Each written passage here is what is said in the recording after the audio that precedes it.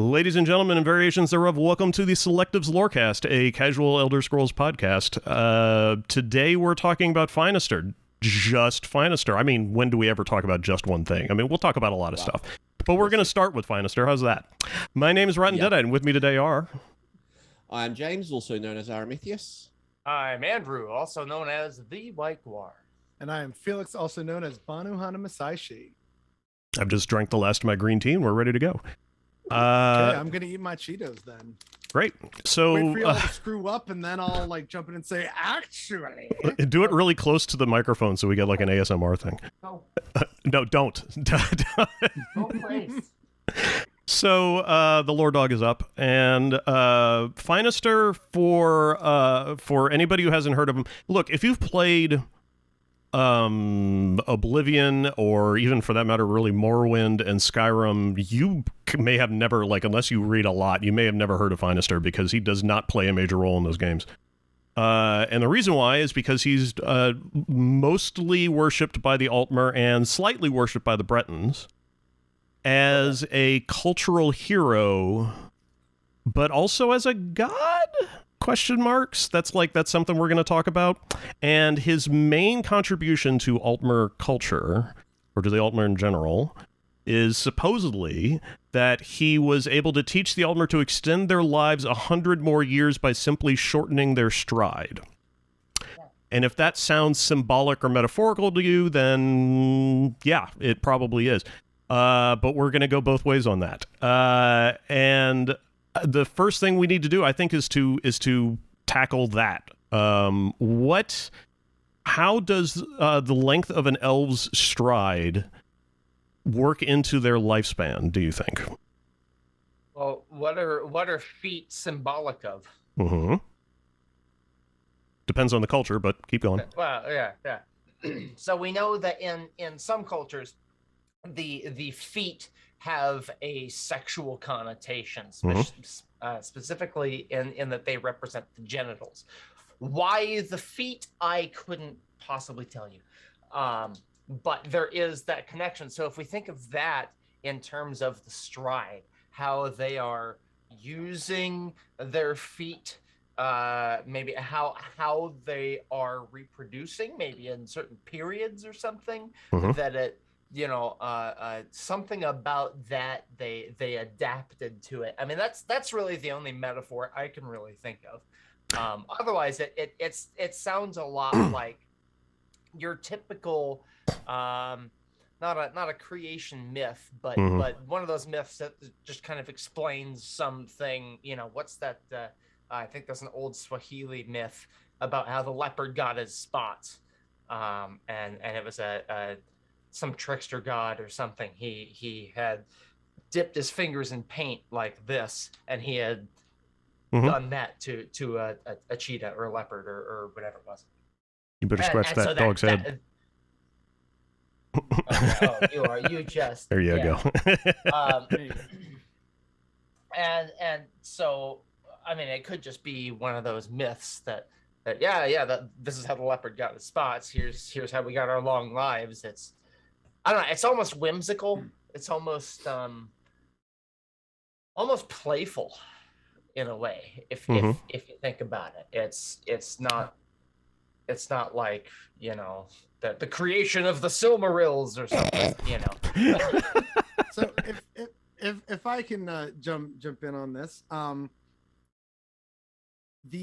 like you had mentioned earlier, Chris, and also Andrew, feet are often associated with genitals, but they can also be associated with piety or shame. It depends on a bunch of different instances. One of the instances, for example, that I know of is the reason why, like, in depictions of Kali, she has I think it's her right foot, or I forget.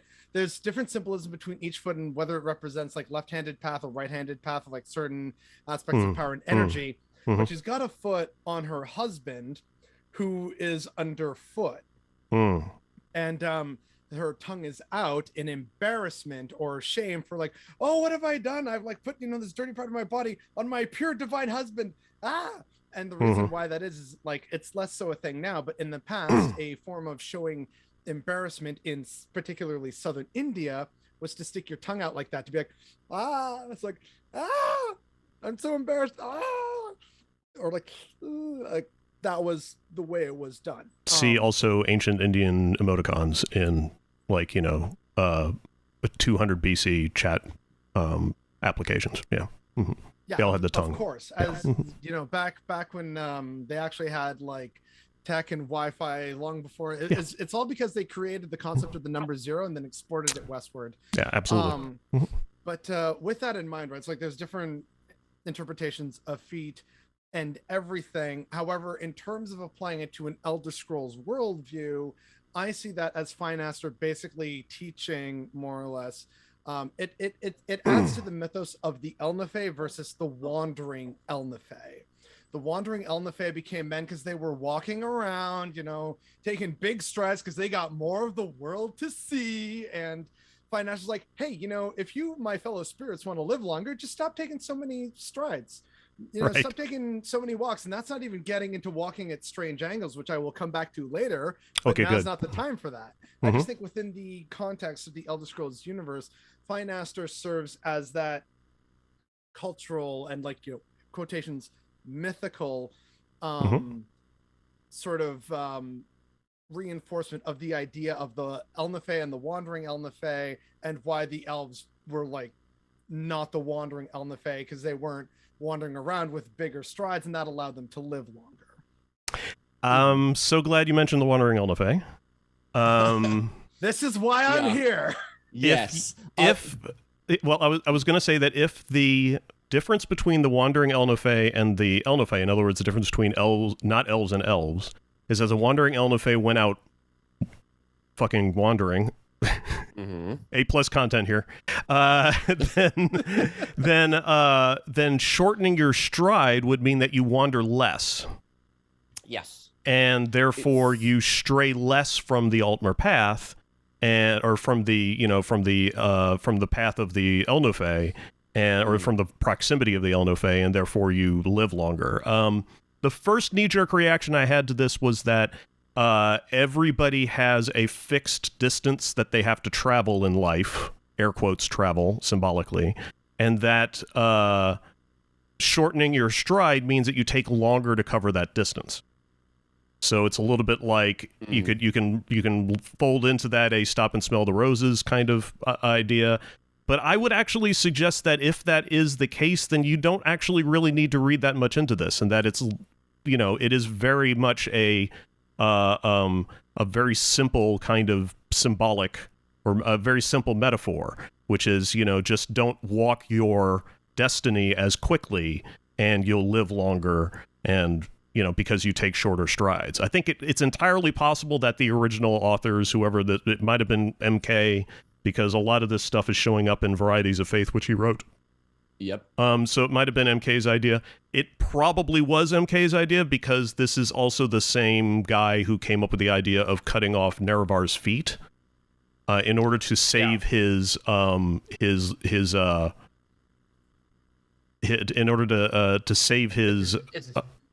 path. The deeds that he had done and the path that he had walked, and the kind of one of the interpretations of the foul murder picture is that cut off his feet so he can walk any path. Right. If we're kind of conflating that idea of feet and destiny, and so on, then Finaster in taking longer strides, it does kind of keeps you away from your destiny, but it also and it means that you are not moving towards your destiny at quite the same rate. You don't get to your doom, as in Final Fate, as quickly. And there's also that the idea that which I've totally lost the thread of, that if you kind of connect. Again, connecting with the kind of the wandering Elnathay, perhaps the idea that you have a certain amount of things you can experience. The idea of kind of how many roads must a man walk down, sort of thing. Same. It's a fixed number. It's an integer, and it's a It's a it's a fixed number. Yeah. It's 12. It's 42. Believe Douglas Adams, folks. If you don't want to die, of course, take longer. Of course, it's 42. There, That's the hatchet job answer that the mice come up with in the original novel. But there is another way of saying it, right? It's like the stars that burn brightly expire twice as fast or something like that. Like there's some kind of or no, like the candle that burns twice as brightly. Bright burns only twice as long. Yeah. Like there's several different variations on this that various cultures have used in like our actual real world societies. So some kind of, stop, smell the roses, like take longer to get to your destiny. That to me all kind of makes sense from a world building perspective. But then like what else do we really know about Finaster beyond him basically being arguably responsible for why elves live for hundreds of years? Well, it's a pretty big reason to think fondly of the guy. I mean, but then again, like that means you have to deal with children in like the diaper stage for decades, like that. Well, there hasn't really been a huge amount of, weirdly, there hasn't been a huge amount of information given to us about how rapidly elves mature. Because they don't care. Yeah. Well, it hasn't come up in ESO in any relevant way yet. And generally speaking, when you get down to the minutia of day-to-day lore, the ESO is the one who's going to cover it. I mean, there's some hints in like the real Baron Zaya. Okay. Yeah. Which and I mean, I feel like the real Baron Zaya is kind of in its own little sphere of lore information. It's because who wrote that? Was that Goodall that wrote that? No, it was someone. It was someone on Tumblr writing their headcanon. It was Marissa Weissman, I think her name was. She was the inspiration, the dev who, the playtester who Mara is named for. Gotcha. Yeah, because I mean there's some. I mean, it seems to me like she is an amazing world builder, and that she's able to weave those things just into a narrative really naturally, which is something that like Brandon Sanderson is really good at. And I would say, I'd like to see more of her writing and see if she does that anywhere else. But anyway. Well, Rob the Princess asks a question in chat. He says, do we actually know how long elves live naturally? And that's something that gets asked often in TS lore, r/TS lore. And the answer... We even have it in the fact on test lore. Yeah. I think the answer... I don't know what you have in the fact, but I would guess it's something like we don't know a long time. It's typically around 300 to 400 seems years, to be, but it can vary a lot because we have people like Devath Fear, who was friends with Nerevar and Sothasil, Baron Zaya lived a good long time. I mean, she banged Tiber Septim, and again, the real Baron Zaya, and then. Who else? I mean, the tribunal. I don't think it's fair to. No, that doesn't count. Yeah. You get different answers. Neloth lived a long time. Neloth, you have so many different answers depending on who you ask. I think there was some attempt to give a fully comprehensive answer from the ESO devs at one point, but that winds up contradicting a vast amount of stuff. Yeah, it's like no matter what you say, you're damned if you do, damned if you don't. Right. Yeah, I was about to say there's no good answer there. Yeah. Because like in contrast to say Tolkien elves, where they're like, we live forever, whatever. Pretty much. That's like their entire personality. Jesus, man, Galadriel was around like practically since the goddamn Light of the Aldor was made. I mean, she was God, she's old as dirt. I mean, she's nearly as old as music. She predates the Silmarils, if I remember right. She does. The shine of her hair was what inspired the creation of the Silmarils. Yeah. That's right. Yeah. Really, Oh, right, really I forgot. old. And which is one of the things I love the most about Galadriel in the movies is that they really don't give you a hint about what an absolute bad bitch she is. She is astonishingly horrifying when in the Silmarillion, the prehistory of Galadriel is that she is she's a nuclear fucking weapon. She is absolutely hazardous to your health. I also as like someone I remember on Tumblr pointed out was basically like the quote unquote like a fan creation of Galadriel, the Silmarils, in the like imitation of the beauty of her hair caused just so many problems. Yeah. Like, hey, so like why did all the bad shit happen, and like why did Morgoth come around, and like all the death and destruction, and like why we left the West, and then like the men from Numenor, and like all that whole bullshit. Why is everything terrible? Because someone really liked Galadriel's hair. Yeah, basically. The wrong guy got an eye full of Galadriel, and then everything went downhill. Yeah. Plus, and also, if I remember rightly, that just to totally derail everything, but yeah, go for it. She refused to give Feanor her hair, which is why her giving a strand or 3 strands to Gimli was such a huge deal. Oh, ladies and gentlemen, and variations thereof, welcome to Selectives Lorecast, casual Lord of the Rings podcast.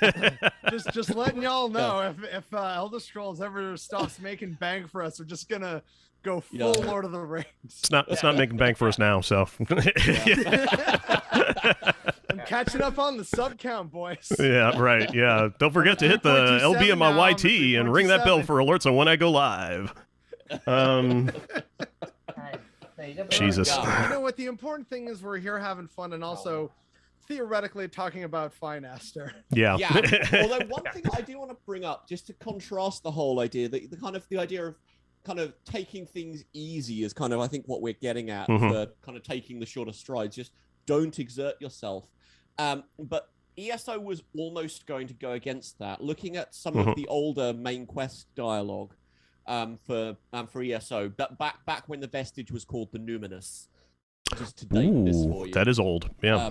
There were some bits about about the monarch of Alinor having to complete Finaster's labors, and this was some big arduous task, and it's kind of this symbolic recreation of what Finaster did and how he functions. So there's obviously some sort of connection between Finaster and work, and I'm kind of veering into the incalculable effort or something with this maybe, which all kind of ties in with the things to do with walking at strange angles and so on. So I'm glad someone else other than me brought this up. Good. Yeah, so there is obviously some sort of connection to Finaster on one level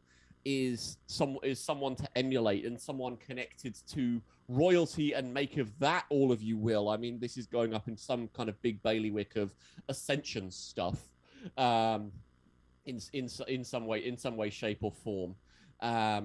So that's kind of what I'm kind of taking from that and the way that it's presented in ESO, because previously Finaster was just a guy with a ring, like several of the Elven ancestor gods. I think he was like a famous mage or something like that. Yeah. Wait, no, Sirabane was the famous mage. Yeah. I'm that much of a fucking nerd, but I know, preaching to the choir here. Staff of Sirabane. Also, Andrew, I guess your dog farted, and that's why you had to. No, it was fucking rotten. Okay, that was fun, but he should be ashamed of himself. To expand a bit on what Andrew was saying there about walking at strange angles and royalty, that's also why I feel that, like, typically we associate Finaster with of course the elves of Alinor, Somerset Isle, and also the Bretons due to their history under the Durrani hegemony. But I think that in a way they may not call him Finaster. he may just be like a spirit, right? Because like the red guards are weird. I'm like, sure they have gods, but really it's never mentioned that they actually have gods. It's more that there's just spirits who are doing everything and kind of figuring things out, and then spirits got trapped on the skin ball, which is Nirn, and that's why everything fucking sucks now. They don't mention really specifically like gods or good gods and bad gods. They're just all a bunch of spirits trying to figure shit out. Right. And so one of those spirits figures out about walking at strange angles, and that's how the other spirits are able to achieve permanence. And in a way, like, it's very tenuous at best, let's be real here, but in a way that is reflected in the Altmer pantheon when you have them talking about, you know what, we're going to not just revere our ancestors, but the ancestors of our betters. So the more important and relevant, the bigger ones who have like survived basically and achieved a kind of permanence, if you will, as the Altmer pantheon. Finaster being one of them, who taught them how to have longer lives. And that's something that is in the Redguard pantheon of how, you know, basically want to use the we was gods and shit. Like that's how it was in the past. And then they started to die when they got trapped on Sep's skin ball. Before that, they were immortal, endless, almost timeless beings. They just had to learn how to walk a very certain way. So there's definitely a Finaster-esque god in the Redguard pantheon. We just don't necessarily know who they are. The only potential, like, again, really tenuous, and I don't think it's them, but like there's a tiny little thing there, is the Redguard like bladesmith god Onsi, who taught Redguards how to turn their knives into swords by like drawing out or pulling their knives into long swords so that they could actually fight against the left-handed elves. So there's that kind of like lengthening, shortening, lengthening, like there's that, but again, that's like extremely superficial in my opinion. But Tuwaka is the one who creates the Walkabout. I'm fairly certain that one is a given. But then again, the Walkabout is something for spirits rather than mortals. But so no, I don't think that's right. They may have updated something to the lore, in which case, if they did, this is why they should have hired me on the fucking team, because that's incorrect. Tuwaka, before he was Tuwaka, was the god of nobody cares. Yeah, and the reason why he got the new job of ferrying the souls of the dead to the far shores was he was given that job by Tal Papa. And that was because there were now so many spirits who had learned the Walkabout, which means already basically, like, I think even the monomyth says this. So if someone says, oh yeah, Tuwaka created the Walkabout, it's like the monomyth directly contradicts that then. Oh no, sorry. That was what I was misremembering the Walkabout, and I just checked the line, and they don't specify who. It's just several strong spirits. Yeah, see, this is why Bethesda needs to hire me. Anyway. Todd Howard, if you're listening. Anyway, or ZeniMax Studios. But basically, what ends up happening then is Tuwaka is the guy who ferries the souls of the dead from the skin ball to the far shores if they've led a good, noble life. Like, this is why one must be pious, be a warrior, etc., etc. The Walkabout was not created, but it was figured out by various different spirits who first survived the cycle. Tal Papa was one of them, and he's called Tal Papa because of it was really because tall. of his having many children that like also began to survive. And I think also like someone correct me if I'm wrong here, but Tal Papa's actual original name was Eruptka or something like that. Just Ruptka. No E. Oh, right, sorry, Ruptka. Right. I was thinking about an out of game text that referred to him as the Eruptka, but anyway, that's a different thing. Not relevant right now. But Ruptka and more commonly Tal Papa. Tal Papa, A.E. Ruptka, was the one who was one of the first spirits to figure out how to do that. And that Walkabout in many ways could be seen as like a form of Finaster's, hey, shorten your stride, walk at strange angles, etc. But as we also know with Vivek, who loves to tell us this stuff, the Walkabout is really a variety of different ways. Like, you can walk at strange angles in a variety of ways, and we've seen this done. So there's the Enantiomorph, the Prolix Tower, the Scarab that becomes the new man. There's like at least 6, probably more ways of it. Yeah, Chris's eyebrows going like, oh, yeah. So that's the that's sort of the ultimate dream, pardon the goddamn pun, right? The dream is to achieve permanence so that you can just kind of walk at a strange angle, lightly step off of Satakal's skin as he eats himself and just wait it out. Cool, it's the apocalypse. No need to worry. I got this. And then come back and be like, hey, all you new creations, I am older than time. What's up? Like, so this is a way to skip Kalpas, is the way I interpreted it. I saw it less as skipping Kalpas, but more like preserving one's like permanence or influence within Kalpas. Yeah, so, right. like, It's moving like, from one Kalpa to another. It may not always be known as Mara, but there's always going to be a Mara, if that makes sense. Yeah, that does make. So it's not that you're moving from one Kalpa to another without being eaten. It's that your nature or job description persists. I guess I always saw it as those who survive the Kalpa, who do avoid being eaten, they are the gods of the next Kalpa. That's the way I've been kind of thinking about it. And so they can still change. So Molag Bal from being the king of the Dreg to being from being the ready man, that was what I was looking for. From being the Ready Man to being Molag Bal. I mean, was Ready Man an actual god? Was he a mortal entity that achieved godhood by skipping Alduin? I don't know. It's just kind of the way I've always thought about it. But I mean that. No, I think that's a fair way of viewing it. My way was always like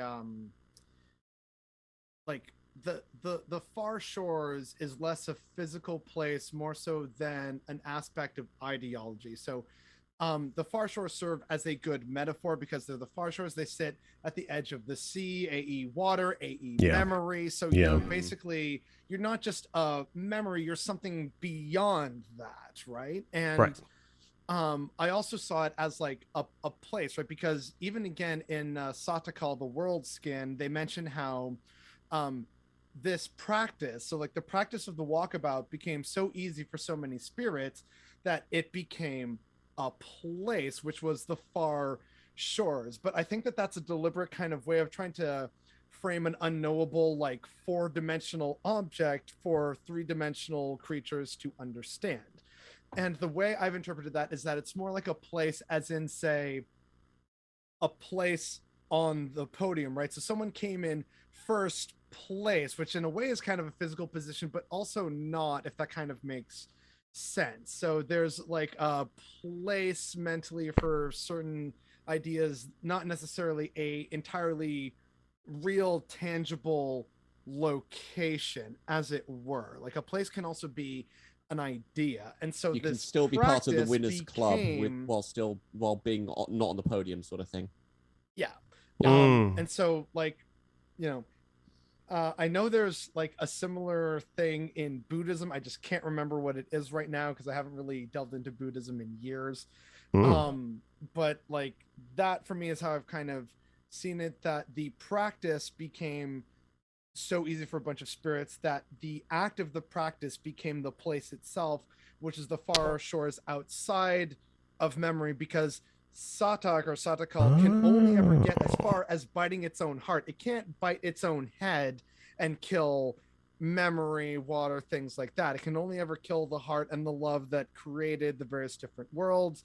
And so by being outside of that and outside of potentially being at risk of being condemned to memory, you're at this point of refuge where then you can come back into the next new world, because memory can never be truly destroyed, and then you find your new place within these various worlds of creation, which is why, like, I think Todd Damrath had like years ago a really good piece on like the Elder Scrolls Lore Facebook page about like how he was able to attach like different elements from the current world, like Boethia being one of the gods of like the Akaviri in the future, like the Snake Men and stuff like that. Like it was this whole thing. I can't remember it, and I wasn't able to find it. I don't know if it got archived or something or deleted even, but I remember it was a really well done post that kind of explained kind of a similar concept of, oh yeah, the gods who survive like the end of this world kind of just become the rulers of Akavir. Boethia is one of them. In some ways, I think he also was able to tie the Kamal to the Nords in a way, and that gave us. I had a conversation with him about some ideas of what that meant for these snake people and like red guards who know how to sail and walk at strange angles and all this stuff. So it was really interesting, but unfortunately I wasn't able to find it in time for this. But I just wanted to bring that up as like something else that we've talked about that touches on that concept that I wanted to try and put in people's heads. Yeah, this is really fascinating and very relevant to Finaster, because if you, to put it simply, if you manage to live long enough, you can live all the way the hell to another Kalpa if you want to, and or you can certainly live to see the end of the world, and then all of a sudden, what the process is for skipping over into the next Kalpa becomes very relevant to you. So I do want to mention that there's some very early lore involving Finaster getting murdered by some thieves. In Arena, I think it is. There's a thieves guild of thieves. I don't want to see a thieves guild, but a collection of thieves called the Wharf Rats, which supposedly kill him. I think when he's crossing a bridge or something like that. I can't remember exactly. It's the Wharf Rats. They were a competitor. They were competing with the Thieves Guild.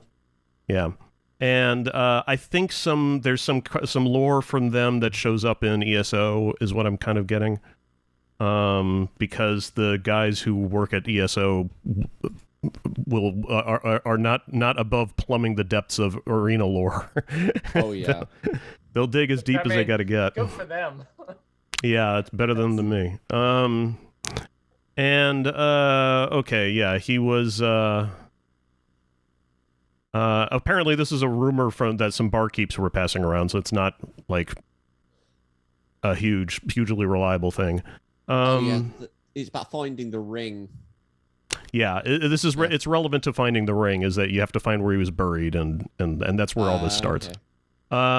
So the idea of the Altmer worshipping or ancestor worship is something that we brought up a lot in the St. Veloth cast just previous, and the connection that I made a connection with in that cast with Guan Yu, a Chinese saint that's worshipped like a saint or an ancestral saint, in much the same way that Finaster was. And one of the things that's kind of hard for a Christian Westerner like me to get his head around is the idea of people worshiping saints, as many ancestral saints as the Altmer have. It's a little bit weird to wrap your head around, because the way that Christians worship other saints, like, for example, Saint Mary, is very she's like, if you're not paying attention in Sunday school, she's the only one. The emphasis on Mary in Christianity and a lot of Christian sects is so heavy that you might think that she's, that you're literally worshiping God, Jesus, and Mary, and that's it. But there are a lot of saints in Christianity, and there are a lot of saints in Asian culture, or I should say Chinese culture, Guan Yu being probably the most easily accessible one, because you see statues of his ass all over the place. You can literally go to like tchotchke stores in whatever Asian section of town that you happen to have, and you will find statues of Guan Yu in there, right next to statues of the Buddha. And what I was trying to figure out was, how did a supposedly real life person who is then who's had some very famous fan fiction written about him, by which I mean Guan Yu is an actual, apparently, we're led to believe that Guan Yu is an actual person who lived during the Three Kingdoms dynasties, and then the Three Kingdoms period, I should say, of ancient China, and then was one of the most beloved characters from the Romance of the Three Kingdoms, which is a fictionalized story of historical fact, which in many cases is actually better known than the actual history. And how did this guy manage to end up with statues of him in police stations? And the answer is gradually and over time, as it turns out. Because real history is kind of boring like that. Stuff happens over a long, gradual period. Very long period of time. And specifically, what the phenomenon was effectively that Guan Yu was at first sort of revered as a historical cultural figure for hundreds, if not thousands of years. And no, not thousands of years, but yeah. Yeah, eventually. And over time, basically, there's records of hundreds of years going by, and emperors and mostly emperors keep laying on the titles to this dude. As sort of what I like, the skeptic in me thinks that this is what an emperor does this to kind of like make the peasants love him, is hey, you guys like this Guan Yu guy, so I'm going to give him a new, even more badass title, because I'm just like you guys. I'm a big fan of Guan Yu. Oh, I love him. So I'm such a huge fan. I'm going to give him more titles, and it eventually got to the point. You can also reflect that on yourself, because if Guan Yu was an emperor, you're an emperor. Hey, if he's this sort of thing, then I'm. Well, his original title, apparently, the first title he got was literally Guan Di, which means Emperor Guan. Yeah. Even though he's never an emperor. Never. So he's an emperor in our hearts.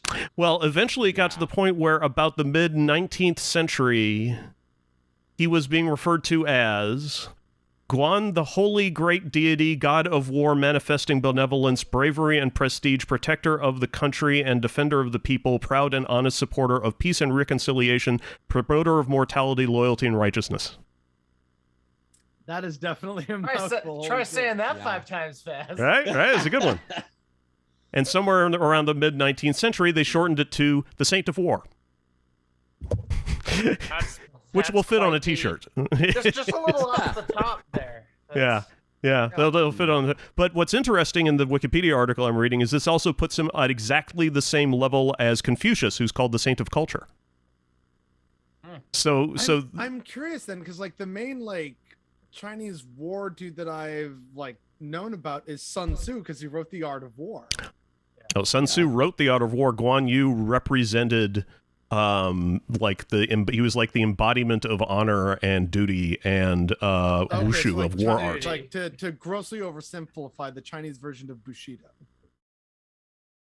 Yeah, except it was a person who Chivalry. actually it's sort of like having it's almost as if there was a samurai named Bushido.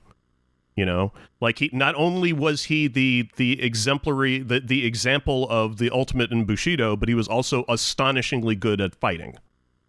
Which is what Guan Yu is also known for, as being an appallingly unstoppable warrior, and like the sort of like the big. I've seen some of his statues; they're pretty badass. Yeah, no, he's awesome. The big like fan, like comic book nerds like to talk about, what would happen if Thor fought the Incredible Hulk or something like that. The big thing with Superman Guan Yu was Goku.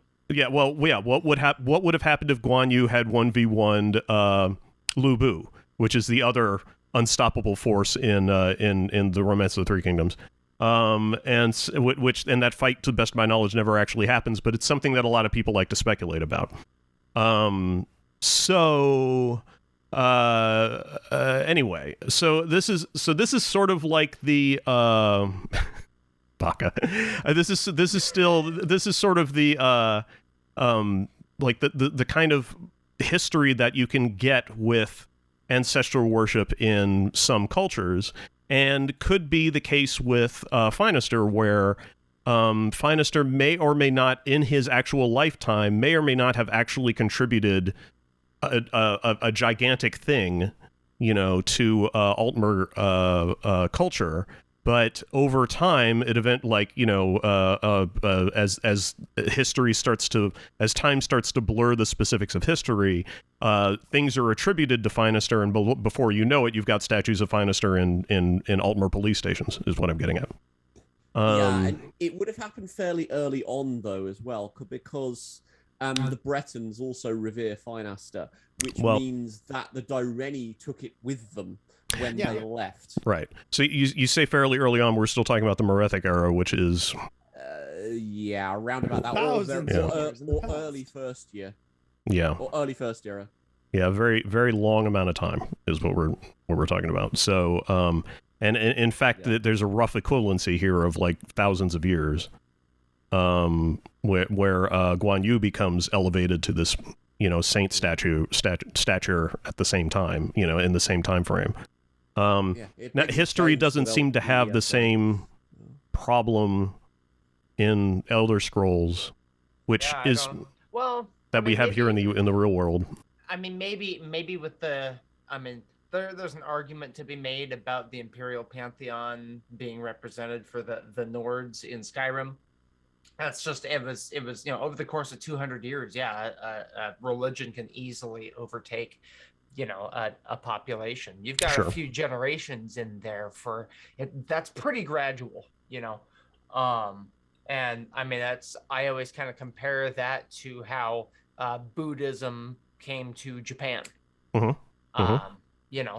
didn't take very long for the ancestral spirits to become bodhisattvas.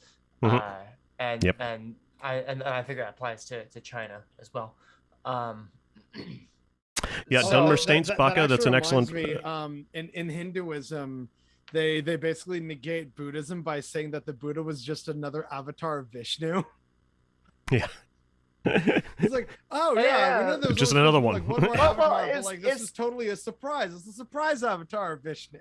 Is that a dismissal or or are they condoning it? Yeah, all this stuff happened, but Vishnu did it because Buddha was Vishnu. Was Vishnu. It's a way of kind of reconciling a piece with Buddhism, because for a while Buddhism was at risk of overtaking the Indian subcontinent.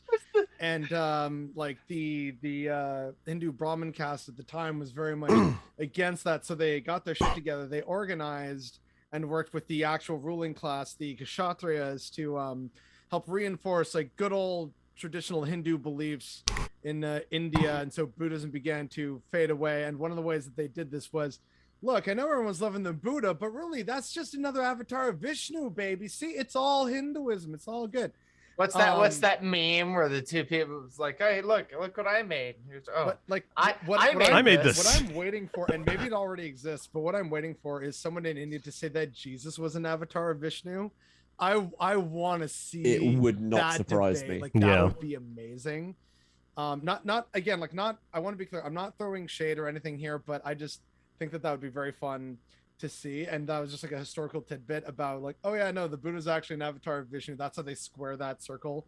Yeah, that's because Hinduism is very, very good at syncretism. It kind of has it built into its metaphysical makeup to kind of incorporate other stuff into its framework.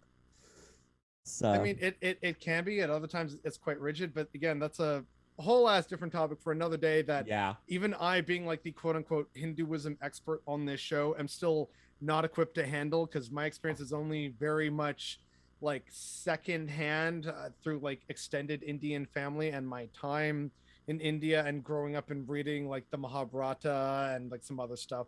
I'm reading about Mahavira, the dude who's like in charge of Jainism and stuff. So like my knowledge, while like probably seen as relatively high for a Westerner, is still woefully incalculably small next to someone who's an actual practitioner of Hinduism.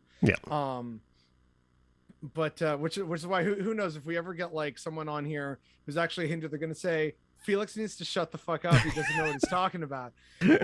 Which I mean, hey, perfectly fair, because there's a variety of schools of thought of Hinduism the same way there are of like Christianity, right? So Felix, the fastest way to learn something is to go out and say something wrong and then wait for somebody to correct you. Right, that's not Murphy's Law, it's like some other law. Yeah, some law of the internet, yeah. Yeah. Yeah. And it's honestly that I've had business meetings where I do exactly that. So. Yeah. I'm looking at UEF here. Mm-hmm. I'm just gonna rip it back to Finaster. Yeah.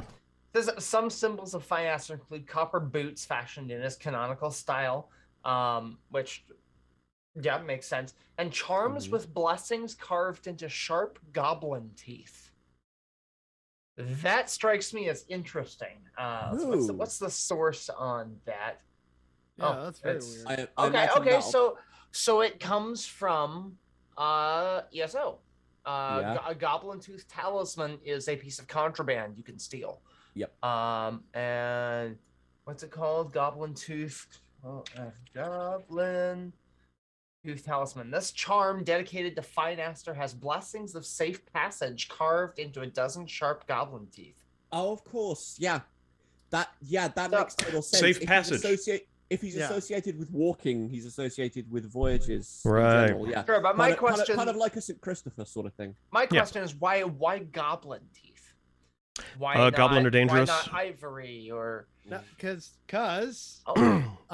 like I know we have the whole like trolls under the bridge thing, and we see a parody of that in Oblivion, which was very funny, by the way. Yeah. We see it all the time in Elder Scrolls, honestly. There's a few of them in ESO. If you look under a bridge, chances are there might be a troll there.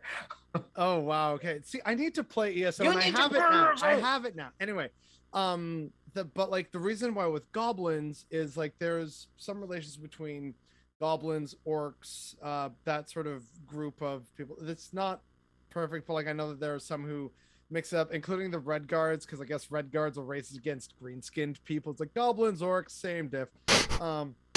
Yeah. But from what I remember in Oblivion, which was kind of like our biggest expose of the goblins, they were often like doing weird little raiding bands, and they had like their own culture and religion and stuff.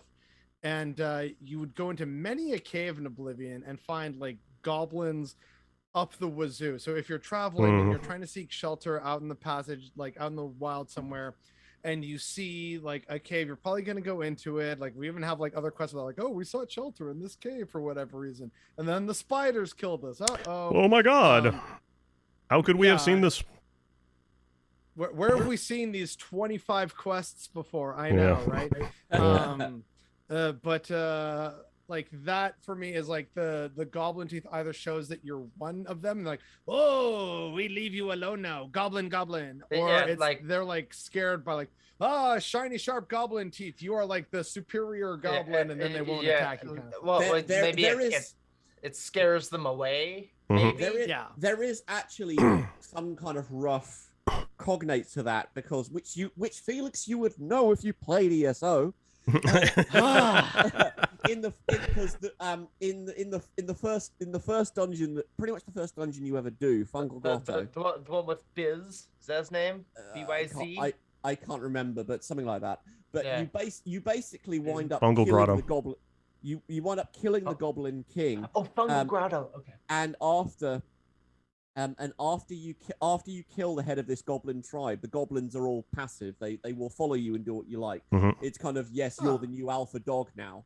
Which I will point out does not apply mechanically. So if you left goblins alive earlier and then you go kill the dude, they'll still fight you. I know that because when I quick run dungeons, I stealth through the whole thing, and I only fight 3 bosses, and then I'm done. Good to know that your play style is my play style. But then if you go back, you have a bunch of goblin followers who will kill the heretics for you. Which they're scripted to do.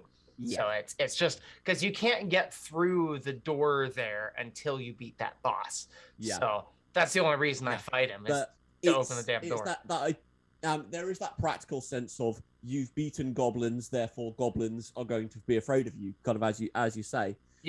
But there's I don't know whether that's, again, is that something like a cultural practice that is the significance has moved from the fact that it's the goblin teeth doing the scaring to the things inscribed on the goblin teeth, and people have forgotten why.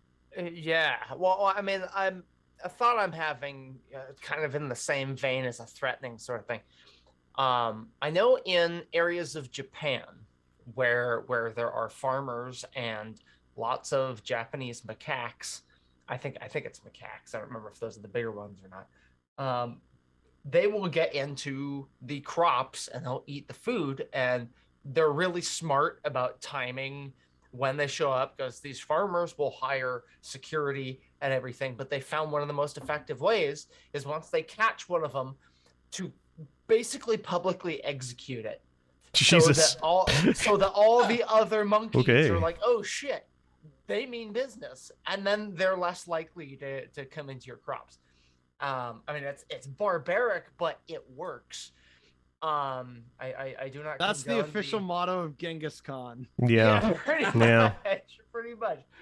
So I mean, it could be something. It's in that vein. Here are the remnants of a dead goblin. Don't fuck with me, or you'll be next. You know. Yeah. That kind of thing. Just giving a signal. So it could be a practical kind of thing, like that. Yeah. I don't know whether we necessarily see anything. See pictures of Finaster on anything else. Kind of having kind of like shoe buckles. With Finaster inscribed on them. I could see being relative or sign on them, kind of being. I think what might be cool is little wings off the heel, like little Hermes action. Well, Finaster's clothing brand Fuji. Yeah. Yeah. Finaster Snuggies. I don't know if I would necessarily kind of equate Finaster with Hermes or Mercury. He's not. I don't know if he's necessarily a messenger as such. No, there's not a clean analog. But the travel and on foot. I don't know. I mean, it's swift and safe travel is kind of what I was going for with the wings. Yeah. One of the things that threw me when I was a wee lore nerd in the earliest days, trying to figure out what the 6 walking ways were, which is one of the first things that I tried to tackle in the 36 lessons. What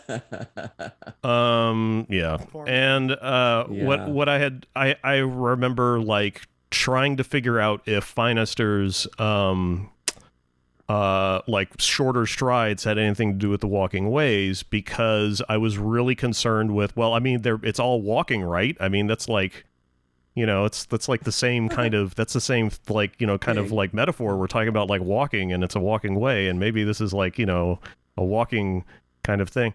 And the problem is that... Stop doing that with your eyebrows. Yeah. And the problem is that, just like the real world, you can't take metaphors from different cultures and smack them shits together and expect them to fit like a puzzle. It's not going to work. You're going to end up with... Unless you're Joseph Campbell. Well, oh God. Yeah. And if you're Joseph Campbell, then really what you... explain who Joseph Campbell is for those who don't understand the groaning. So Joseph Campbell is I think he's dead now. Joseph Campbell solved all religion.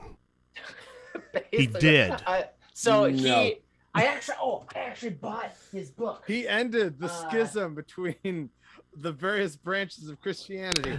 Right. So I have the book, but he did not do these things. Is upstairs. Yeah. But where it's relevant here is Joseph Campbell noticed a pattern in myths across human history and across cultures. And we teach it in the 8th grade level. So when you're about 12, 13, 14, in that range there, you learn about the hero's journey. That's God. And so the hero's journey, Star Wars is a really good fit for the basic bare bones hero's journey. You've got a hero figure, the protagonist, who, his life is boring and he dreams of getting out, and then something happens. That's the call to adventure. He's born under mysterious circumstances. Yes. Of some kind.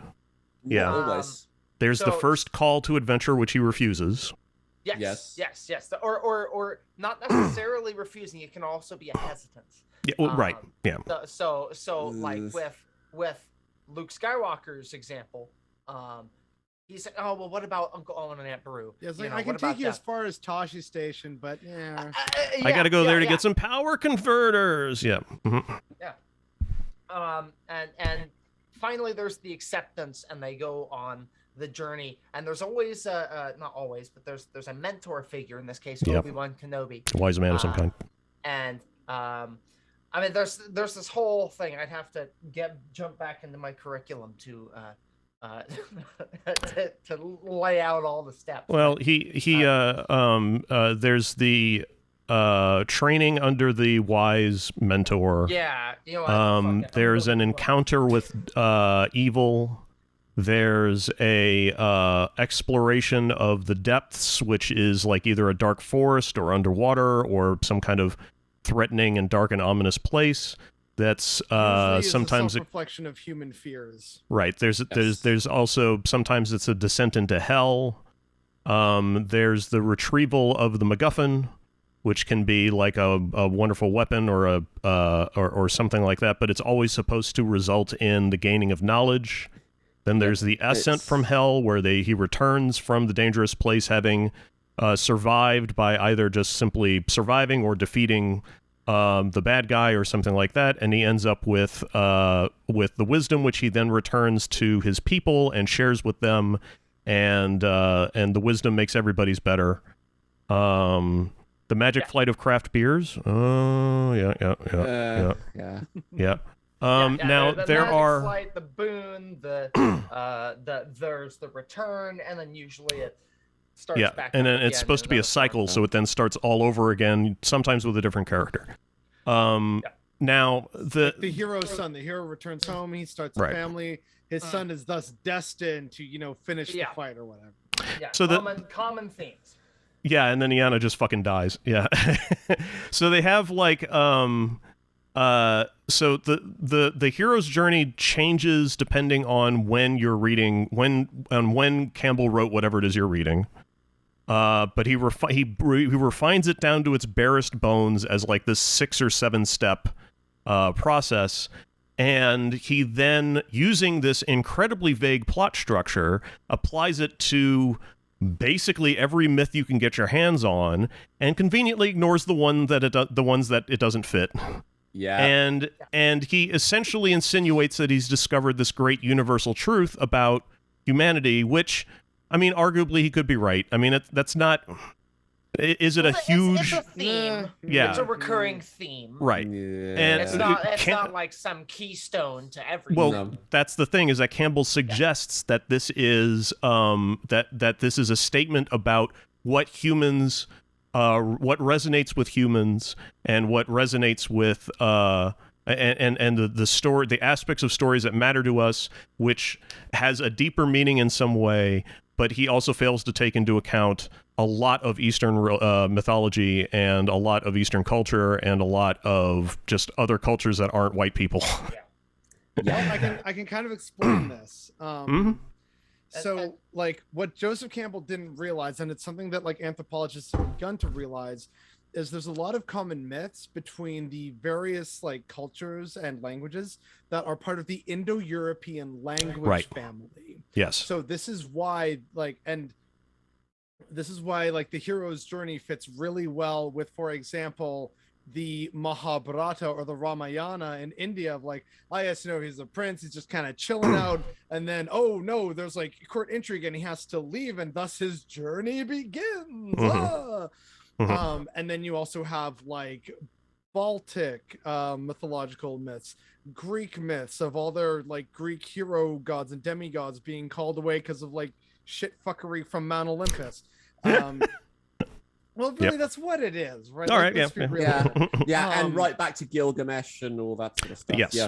Well, so basically, like, even so, sure, it's a quote unquote universal truth, but it's basically a universal truth that is highly contained to an area of like Western and Central Asia, from which then culture and language spread in both directions, which is why we have the Indo-European language family. And it's why basically most alphabets in the world are derived from Phoenician. Like, that's what it is. It started from like these early cultures that had similar ideas and like starts, and then they spread over like the Central and West Asian steppe, and then down through the mountains into the Indian subcontinent, which is nicely separated by even more mountains. It's like, yeah, fuck it, we'll just stay here. This is nice. Why am I going to schlep over that nonsense? Why there's so much of like, oh wow, you know, from like Britain all the way down to Sri Lanka, there's really similar stories. It's like, yeah, hi, why does African myth not fit in this? Why does like Native American mythos not really fit into this? Why does East Asian mythos not fit into this? Because dude just figured out the root thing of like all of the Indo-European family tree. It's also why there's like numerous different versions of Robin Hood in these areas, because it's the same core ancient myth of like why it became that way. And it's also why the word for bear isn't actually really known by these language families, because they thought that to say the name of the bear was to incur its wrath and cause it to appear. So it was like that brown thing over there, or the big brown animal. And so that's where that came from. And that's why like no one from India to Britain actually has the true name of the bear in their language. So dude just kind of discovered an aspect of a good chunk of early human history and society.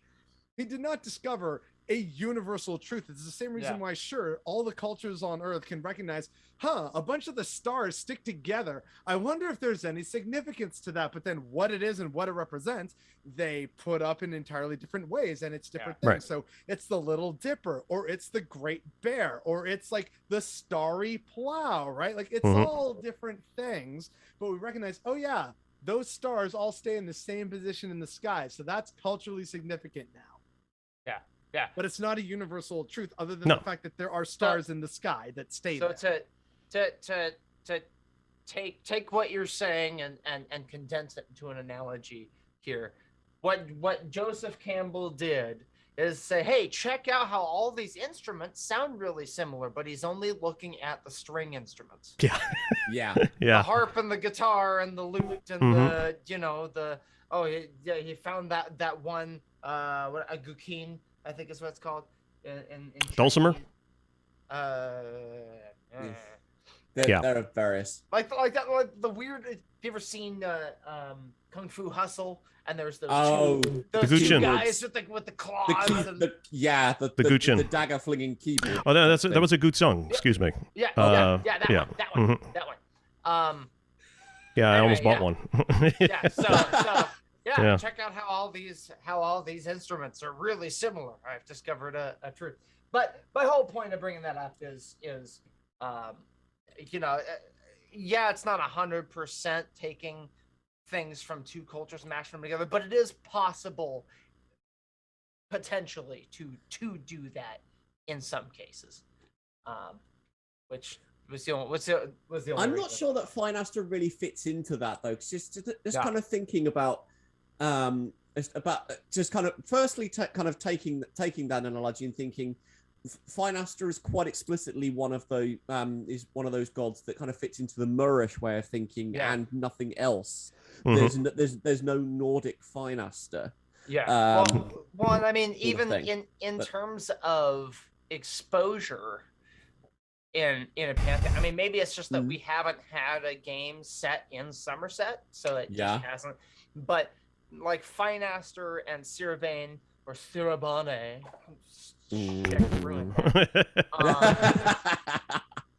I was fine with Sirabane, but then Sirabane, it's like, oh fuck you. You pretentious pointy-eared fucks. Nerevarain, are you kidding me? No, sir. Excuse me, it's the Nerevarain. It's Leviosa. Witches are actually not pronounced Leviosa. Likeys. I mean, when it comes to general lore knowledge, I think 85% of people who are interested in the lore may not have any knowledge about Finaster or Sirabane, because they're more obscure. They're not obscure in the definition of the word, generally speaking, but they're obscure enough that they're not really mentioned in Skyrim. They have no role in Oblivion at all, and there are a couple items in Morrowind bearing their names, and that's so because the general view, like whether Bethesda or ZeniMax realizes this or not, is that the perspective of player characters is predominantly through a human-oriented lens, which automatically lends itself to being most similar with the Manish peoples, which is why hey, I'm guilty of this. I'm a Redguard stan. I know lots of people love the Nords. No one really loves the Bretons because they're a bunch of weird magic nerds, but people still like the idea of oh yes, knights and armor and so okay, Bretons cool, I guess. I love the Bretons when I can't sleep at night. The legions, and that's an argument. Yes, so that's kind of how it. And we're always a foreigner, right? So Morrowind, we're an outlander, and most people probably chose a human because some kind of human to reflect what we are. That's why I initially chose Redguard, because I'm I'm a brown man living in a white man's world, so I'm gonna play as the black guy. So, this is kind of just part of what our real world informed worldview is then transferred into a game. That's also an issue with fantasy in general. I actually wrote an article years ago at this point, kind of 2006, I think. Oh, don't think too hard about it. Yeah, however long. It's just I called it the unfortunate necessity of Joseph Campbell. Just because if you have a fantasy, a foreign environment, in order to understand it, you need to be introduced to it. You need to have someone who is taken out of a context and put into a context that they don't understand, and they have to have unpacked and journey through, so that you can bring the reader or the person experiencing it with them and reach that understanding. Otherwise, it becomes totally incomprehensible. I mean, the other example of the opposite of that is Clockwork Orange. That starts off totally incomprehensible because you don't already know the language. You have to, and so you almost have to read it twice, because you have to go on one thing as a journey of understanding the language. Then you read it back once you know what the words mean. And so you can actually get it. So you have to have it kind of unpacked for you to some degree, which is why you have the default foreigner or default human perspective a heck of a lot of the time, because you have to have that in order to get the audience to understand. It's actually a TV trope. It's called the fish out of water character, where it sets you up as oh wait, what's all this? And then that gives me the exposition. So it's we'll explain this to the audience. For example, we see this again with Luke Skywalker, right? There is wait, the Force? Oh, crack knuckles, baby. I was once a Jedi Knight, the same as your father. For over 1,000 generations, the Jedi were the guardians of peace and justice in the galaxy before the Dark Times, before the Empire. Darth Vader was once a Jedi, and he killed and murdered your father. It's damn, all right, just this one question of what's the Force turned into laying out the whole backstory of what would become Luke's pivotal hero's journey.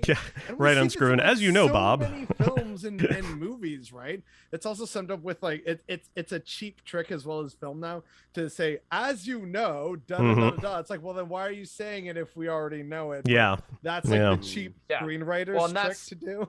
Yeah, well, one, and in contrast, I brought up Brandon Sanderson earlier. If you've ever read the Stormlight Archives, the first book in the series, The Way of Kings, my wife just couldn't get into it because the first half of the book is really slow introduction with the world building. And I know just a minute ago I praised Brandon Sanderson for his world building, but the delivery of that is slow and measured, and we are just kind of thrown in. It feels less forced sometimes that when they do that. I think there's benefits to that, but there's also a need for commitment on the part of the reader, because I had to kind of push through that part, and after I got towards the back end of that book, I was hooked. I couldn't put it down. And it's a slow roll down a hill, and then you're going, And so I think it's that same thing. It's because we don't have the knowledge beforehand to really make that, but how do we get the knowledge but from the book, right? So we got to read the book and then go back and understand the things that maybe we didn't understand when we read them the first time. Well, this is why when we talk about Joseph Campbell's penetration of Western plot structures is that you can mark penis joke off. Yeah, if you haven't already. One of the reasons why we see that so much is because the hero's journey lends itself well to giving you good reasons to engage common screenwriting tropes, like the fish out of water is always like, the young man who's born under special circumstances and so on and needs a mentor, gives you a reason to have a mentor character to deliver exposition. These the reason why the hero's journey gets used over and over again in fiction is because it plays to a lot of difficulties when you're that you will face as a writer, like hurdles that you have to jump, and that formula, because that's what it is, formulaic. That formula gives you a structure that you can lean on to help you get through those tough points. So, for example, so there's a movie that called Ronin. It's got Robert De Niro in it, and if you haven't seen it, then I cannot recommend it highly enough. It's an unbelievably good movie. It's an action movie. I think at one point or another, I think Blockbuster classified it as a chase movie, like a car chase movie, which I think is underselling it. It's a very. Has anybody here seen it? Yes. Oh, okay. It is the purest example of a MacGuffin film you will ever see. Next to Pulp Fiction, practically. It's very much a movie based around a very obscure MacGuffin that is never you never find out what it is really. And it's a very cleverly written movie, and it's one of those movies that you would benefit from watching a second time, because then you catch the things that were referenced in Sly. Like, for example, there are lines, nobody in the movie really delivers exposition, with the exception of in a way that's out of character. So there's no, as you know, Bob, we're here to all the dialogue in the movie is written in a way that characters say what they would in character have said at the time, and they deliver nothing out of character for the audience's benefit, which is interesting because when the movie first starts, you're not given a backstory for anybody, and it's very hard to figure out exactly what's going on unless you're watching and sort of thinking for yourself, like, why would somebody do that? For example, Robert De Niro's character at the beginning of the movie is given no introduction at all. We don't know his name. We don't know anything about him.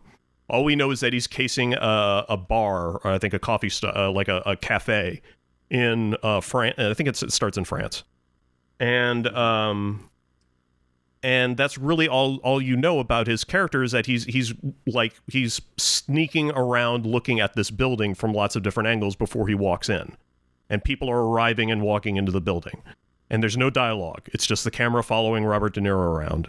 And then eventually when he walks in, everybody's kind of eyeballing him like they're up to something, but you don't. But again, there's no dialogue to explain to you what's happening, and you have to figure that out yourself. And it's one of the many things about this movie that make it excellent. And if you're a sort of like a hardcore movie history nerd, there's a lot of things about the production that are very interesting from the standpoint of like the mounts they use on the cars for the cameras are historically significant, and the locations that they shot in, and the time of day that they shot in, and et cetera, et cetera. If you're a car nerd, it's a great movie for you because it's got it absolutely makes love to this Audi S8 that's in it. And so there's all this there's all kind of, I cannot recommend the movie highly enough, and it has a great deal to do with Bushido and the Japanese mindset, or the historical Japanese heroic mindset, without being about samurai. And I don't want to say much more because I'll give away part of the plot. But if you haven't seen it, then I cannot recommend it highly enough. It's one of my favorite movies of all time, and it's a good example of how to write a script that pulls the that pulls the audience into the into the movie without having to explain things to the audience in a way that would pull them out of the movie. And so it's phenomenal work. And every time I think about people writing exposition that's out of character and stupid, Ronin is the movie that I think of that it, shows how to do it properly. And considering it's a heist movie, I mean, it's appropriate for that kind of that style of movie. And maybe if you're writing a sci-fi movie where things explode, maybe you do need maybe you do need the usual tropes of, talk to me, people, and we're in, and stuff like that. Like, maybe that has to happen. Noted if I ever get to that point. Yeah, I'll have to check out that movie. I am very good. Intrigued by it, thanks to you. Mm-hmm. But like I guess we should try and bring it back to finance. Why do that? Because that's theoretically our job description. But yeah. like what? No, but like seriously, just actually tie it into some of what you're saying about like exposition and stuff. Is another thing that is very much stressed in the Elder Scrolls is that various gods all have a job to do or a part to play, big or small. We see this with the Aedra, we see this with the Daedra. It's a very, like, if you want to say Eastern in terms of like dharmic philosophy, in terms of we all have our part to play. This is the way things are in terms of the creation and construct of the universe and how to operate within it. So like creator, destroyer, maintainer, the different caste system, like there is an element of that to that in terms of, yeah, well, like the interplay between Anu and Padme just created all this, and that's why there's violence and like the good gods and the bad gods, but they serve a purpose. Is the four corners of the House of Troubles, am I right? Like it all plays into that aspect. And so while Finaster is, again, as Andrew said, he's not obscure in the true sense of the word, because obviously he has his very big relevance within certain cultural spheres. It's like we can't say, for example, that I'm just trying to think of like a smaller religion. Like we can't think of Shintoism as obscure. Like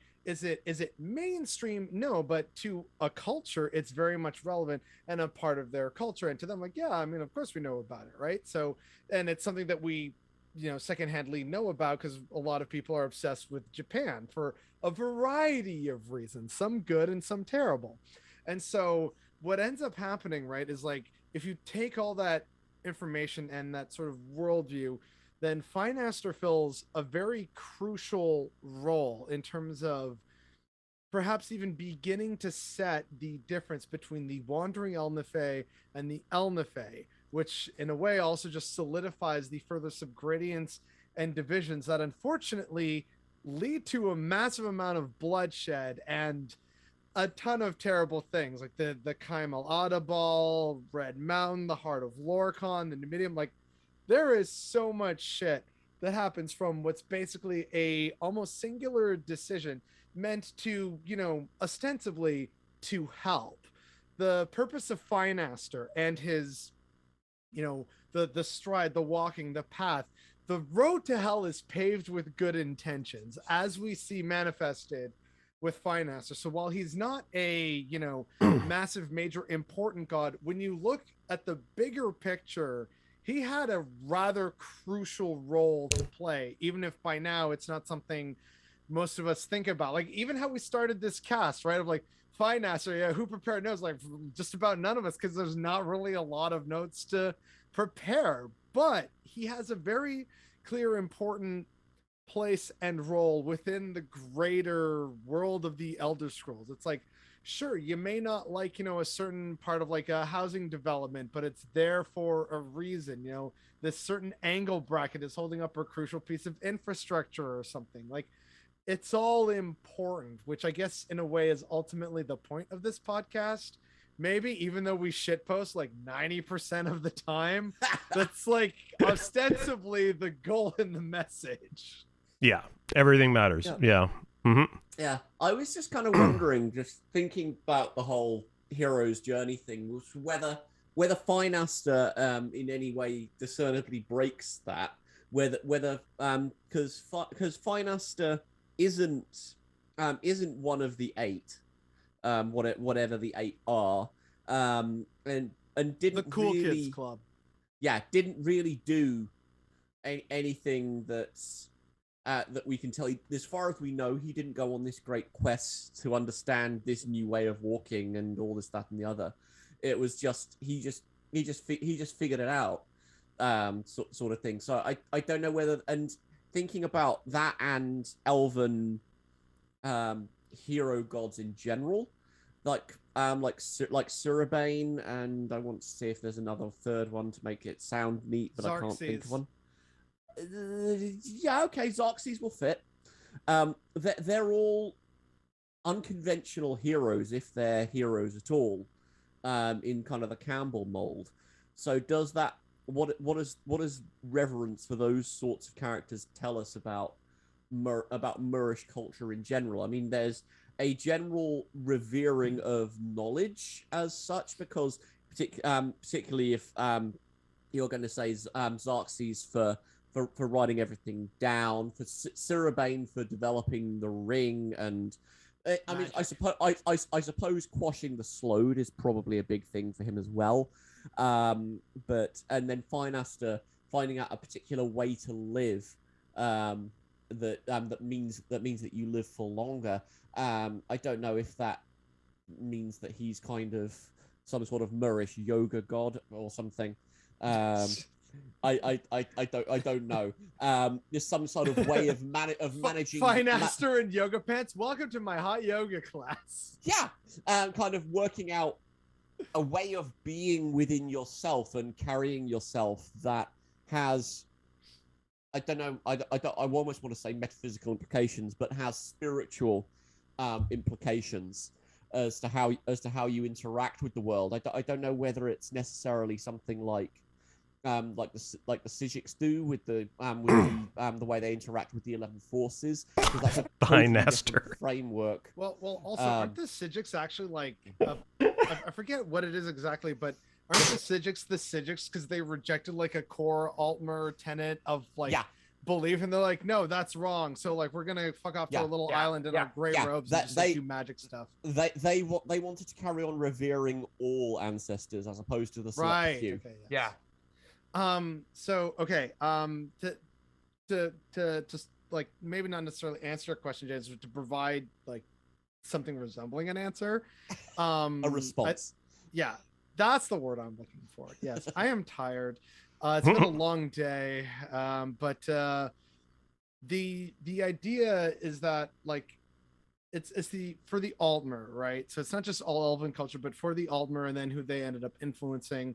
The idea with the shift from all ancestors to the ancestors of our betters, it's as much spiritual as it is cultural. So if you think, what makes an Altmer? So proficiency with magic, art, poetry, scholarship, long life due to being an elf. So all these things are tied into many of their gods, which is why like Xerxes, Surabane, and Finaster are part of that. Trinimac is an important hero ancestor god because he was one of the top generals. Like Trinimac is basically, to use an earlier reference that Chris made, Trinimac is the Guan Yu of Alinor. He was like this big badass general, literally like put his hand in like a kung fu move, like punched through Lorcan, like tore out his heart on the other end. Then Lorcan was like, ha ha, you can't destroy the heart, you just actually, fool, you fell for my plan, which was to die anyway. And Trinimac's like, fuck, but see, I'm still a badass. So like Ariel being like developing like time and being the chief of the pantheon, the various other gods for leading to aspects of like joy and art and beauty within Altmer culture and religion. So to me, that all kind of fits in terms of if we're going to worship the ancestors of our betters, that is also, or at the very least, it necessitates a cultural reflection or a cultural introspection, rather, to see, so what is important to us as a culture, right? And you can do this for just about any culture. It's why here in Canada, it's like maple syrup, poutine, hockey, winter, tragically hip, Tim Hortons, yay, nay, salmon. That's more a regional thing, but like this is stuff that people start to figure out, like what makes us us, and then those become like cultural icons, even if half the time you hate them. I know very few Canadians who genuinely enjoy Tim Hortons, but everyone knows what Tim Hortons is and goes to it for some reason. It's like part of a ritual, like, oh yeah, we always go to Tim Hortons for the morning coffee run, or oh, after every hockey game I take my kid there for donut and hot chocolate or something like that. I don't know right? what like, a Tim Hortons is. It's where they serve the Tim Tams. Oh, you gotta go there. Just cost you a couple of toonies. They're called Timbits. No one talks like that outside of Northern Ontario. Shut the fuck up. Anyway. No, like I'm sorry. I'm very defensive of that because everyone's like, Canadians say a boot. The only people I've ever heard say a boot are people from Glasgow, which is why, weirdly enough, I understand Glaswegians. Or the people making fun of Canadians for saying a boot. Bingo. Yeah, me. Yeah, exactly. But like again, right? It's part of that whole cultural thing, right? Like everyone does know someone who wears a Canadian tuxedo, beavers, moose, nature, maple syrup, poutine, hockey. Like there's all these things, which then is why we elevate certain cultural heroes and like hockey players, right? Even though I'm not a huge fan of hockey, I know old hockey greats and I know current hockey greats, even though I haven't really watched a whole lot of hockey in the past few years, right? But I still know that stuff because it's weirdly culturally relevant. It's Altmer, it's gonna kind of be the same thing with like a bunch of their weird obscure gods, because it's like, hey man, even if we don't necessarily like it or agree with it, and they're just like half of them are just a bunch of weird fucking nerds, there are nerds, they're ours. It's part of it. It's part of why we are the way we are, good or bad. Like that's how it is, which is why, like, in that sense, it kind of makes sense of like why Finaster, if all they did was like, hey, if you guys don't walk so much, you can actually live for far longer. Don't get into danger. You'll live far longer. And they also like, this is good and nice because that means I've been around for centuries. And that's why I look at the humans and just think, stop making the same mistakes every 10 years. Oh my God. That's, the Altmer, right? It allows for a separation and a distinction of what they are versus other people, even if it's just a tiny little thing that is ultimately, in the grand scheme of things, perhaps even insignificant, but it's part of what makes them them. And for that reason, they're important. I was just thinking about Sir Edmund Hillary, who is on the $5 New Zealand note. And basically everybody in New Zealand knows who Edmund Hillary is. Even if they don't give a shit about mountain climbing. Does not matter. He's a national hero. Yeah, he's a national hero. Who he was the 9th mountaineering expedition to attempt the first ascent of Mount Everest and was first confirmed to have succeeded. So I mean, it's a big deal, but I mean, at the end of the day, he climbed a mountain. I mean, yeah, biggest fucking mountain out there, but still, it's like, okay. I mean, he didn't, cure cancer or, well, I mean, I don't want to undersell it. It was a pretty big deal.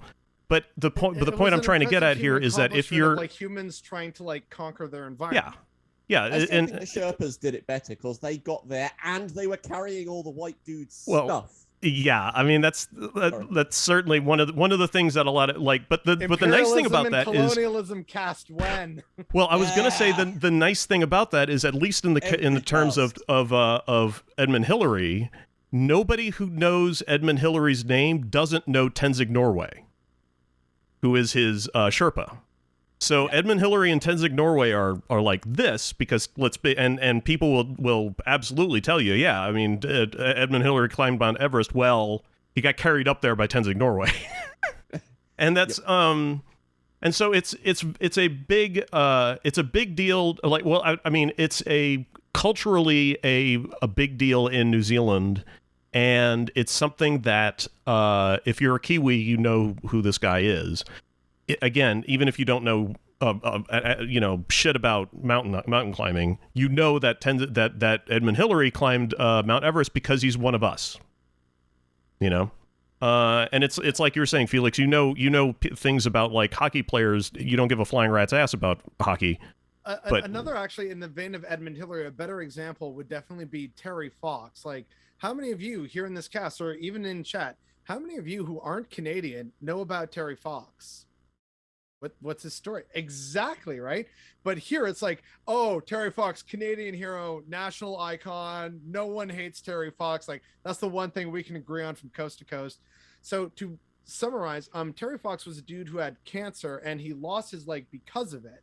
So he was an amputee, and then what he decided to do was to raise awareness for just cancer and to raise money for it. He started a marathon, running basically a marathon every day, and he was going to run from the east coast of Canada all the way to the west. So he started, every day, with his like foot in the Atlantic and like I think Nova Scotia or something, and he just started running. And he didn't even really tell too much about it, but people were like, "Who's this amputee running by the side of the road?" "Oh, Terry Fox, what you doing?" "Oh, well, good on you, man. Hey, cool." And then like the word spread, and then people were like, "Oh, yo, like Terry Fox is running through." And unfortunately, his journey was cut short in Thunder Bay, Ontario, in Northern Ontario. And one of the dark jokes is Terry Fox got to Thunder Bay and said, "Oh fuck, if the rest of Canada's like this, I'm giving up right here." Yeah, it's a dark joke. Yeah. But that was when, again, like the cancer had spread to the rest of his body, and he unfortunately died. So he didn't complete his mission. But that's why every year there's the Marathon for Hope, or the Marathon of Hope, which is inspired directly by Terry Fox. There's statues of this guy like everywhere. There's schools, roads, like various community centers, etc., named after this guy, because he was just a dude who got hard done by, but still saw hope and wanted to raise money, and was doing it, for all of Canada and coast to coast. So it was like this, it was this weirdly unifying Canadian thing of like, oh, you know what? That's like one of the few things we can agree on is like, dude is cool, dude's legit, should be on our money. Like, it's fine to have statues, hero worship of him, participate in the marathon, like dude never did wrong in his life, which I'm sure maybe he probably did, but like that's how he's treated, right? Mm-hmm. But again, as like I saw with all the shaking heads, no one except for me knows who the fuck he is. But as a Canadian, like, of course you know who Terry Fox is. So that's a really great example of like, with New Zealand and Sir Edmund Hillary, Canada and Terry Fox, America, and I don't even want to think about it. In America, but America's such a international, global cultural hegemon that you'd probably say something, and people from around the world would say, "We unfortunately know who that is." Well, one of the things that just occurred to me, and I think we could probably start closing it out, but one thing that that made me pause is that the idea that this Fox guy failed in his goal may be in some way relevant to his fame in Canada, because one of the things that I've sort of learned about story writing, and when you're writing or reading somebody else's story or something, and you're thinking about why people identify with characters in movies and television, etc., is that people like heroes. That's anti-hero or hero or whatever. People do like heroes, but people don't like heroes who win all the time. And say Superman is boring. Yeah, we love a good underdog story. Superman loses. Don't get it mixed up. Here we go. Next cast. Yeah. I could probably get Kirkbride on a cast to talk about how good Superman, what a great character Superman is. I would love that. Yeah, it's. Well, I mean, Kirkbride's opinion on comic books is very relevant. I hate Superman so much. Oh, I used to too, but the like I've been reading some articles about him, and it starts to make a lot more sense. His appeal to people. Please convince me. Yeah. Well, get MK on to convince Andrew. This would be fun. Well, anyway, your point, Chris. The point here is that characters who fail at something, they need to succeed every once in a while to prove that they're not completely fucking hopeless. But so, for example, if you imagine like I don't know why I'm saying this, but if anybody's seen the Joe Don Baker movie called Mitchell, This is not a good example. Imagine a character who's just, he's a cop or who knows, whatever, and he's just an absolute goof and an idiot, and he fails at everything he's doing, and he's just sort of stumbles through the, Clouseau or whatever. He just stumbles through his the plot line of a movie, and at the end of it, and he keeps like missing the bad guy by inches, and he's getting all these clues wrong, and etc. And he's, it's like the dude from The Big Lebowski. He's just an absolute twit. And then the Big Lebowski is a really good example. At the end of The Big Lebowski, what if it turned out that the dude didn't solve the case and had no idea what was going on, and gets into a car, has too many White Russians and gets into a car accident and dies. So you mean like No Country for Old Men? A little bit. What if that was the scenario that happened to the dude? What if that's what happened? My suggestion would be that he would not be as popular a character as he is now. I'm not saying he wouldn't be popular, but he wouldn't be as popular, because while people do appreciate a character who fails, they don't appreciate a character who fails all the time. So in the story, he does have to succeed in at least some way. But if your character in a storyline literally fails all the way up until the last minute, at which point he succeeds, or succeeds in something tangentially related to the plot or whatever, there still has to be a success in some way for people to like this character. So it's not like people only like failures. It's not what I'm saying. But that could also be a point of difference for Altmer, because I'm not sure that the Altmer would appreciate failure or the underdog in the same way. True. Simply because they never do practice eugenics. Mm-hmm. Yeah. Well, if you believe that filthy imperial propaganda. So which I, as a Redguard, do. Is anybody familiar with the Siegfried mythology? Ish. Okay. German, isn't it? Yeah, it's German. If you're talking about the Altmer, you have to talk about Nazis, and if you're talking about Nazis, you have to talk about the Siegfried mythology, which is a cultural hero to Germans. It's not really Nazi related, but it's actually not at all Nazi related. Control Z everything I just said. Yeah. Forget everything I just said. The Germanic area basically has the Siegfried mythology, where Siegfried is kind of is a cultural hero, and he is well regarded as being sort of like a great myth for people to teach kids, and it is a good read in general. Siegfried is not unstoppable in absolutely everything. He does serve as the underdog in some stories, but he is also a relatively early German mythology in the respect that he doesn't screw up a whole lot. It's not like if you take again, I don't know if anybody's read The Journey to the West, but one of the things about The Journey to the West is that the Monkey King rarely, if ever, screws anything up. Yeah. And that's it's hard to identify with a character who wins all the time, who's constantly winning. And is that why Son of Wukong always gets portrayed as a bad guy in tons of the films that get made about him? Well, because the very last test of the monk whose name I can never remember is literally the last test that he's destined to experience doesn't happen, and Sun Wukong actually has to do it to him, and which can be construed as being a bad guy in a way, and also the Monkey King is incredibly selfish and is constantly fighting with his baser needs and urges, which is why the ring around his head is a thing.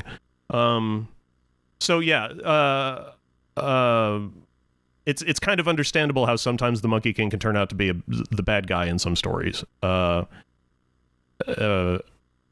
the story of The Journey to the West, he's almost the main character, so it's a little weird. It's a weird, I don't know, it's a weird example. It's a weird book. or books. You know, One of the best Chinese people agree that they've ever produced.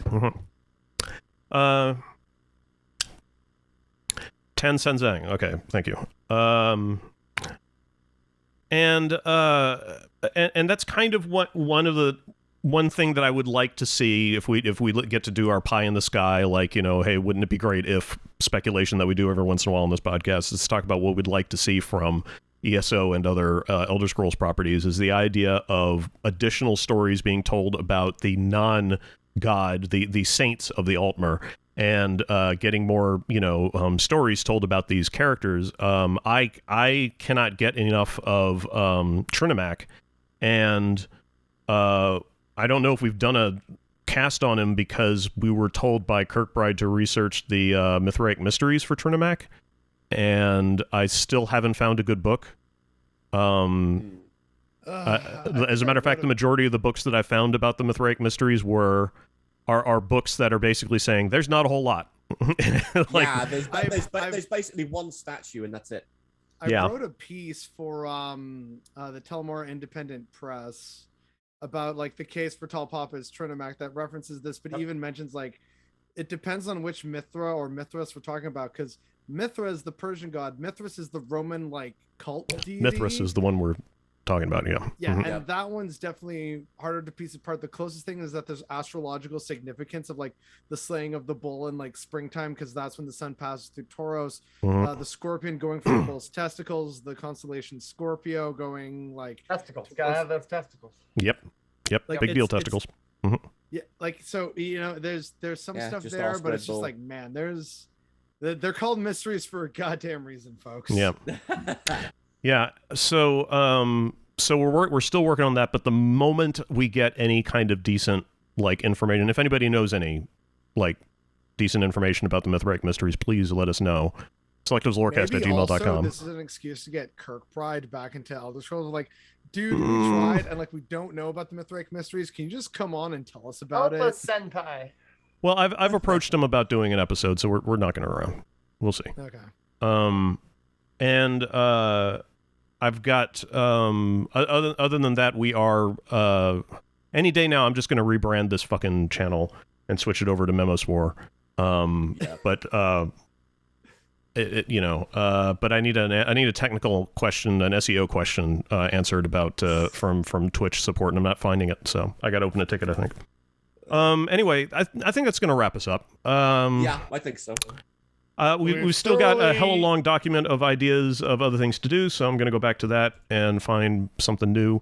I mentioned this in our Discord channel, which if you're watching this and you haven't joined our Discord channel, get in there. Do we have any emails and questions from anyone? I would assume not. No. Not recently. No. Nobody likes us. No. selectiveslorecast@gmail.com. Send us stuff. The Magna Geek cast. Oh. Ooh. We haven't done. I mean, they scare me, but I'll do them. Well, I think we no, we didn't do one. We did I do know one at least once. Okay, no, basically I think we did do one. Cast, yeah, but when we're talking about Meridian. Magna Geek there. That's we talked mostly about Meridian. Yeah. So yeah, we'll hopefully be back in 2 weeks. I'll let everybody know what we're doing before then. And it did hit a bit, yeah. So yeah, thanks very much for tuning in, and everybody, goodbye. Bye, everybody. Bye.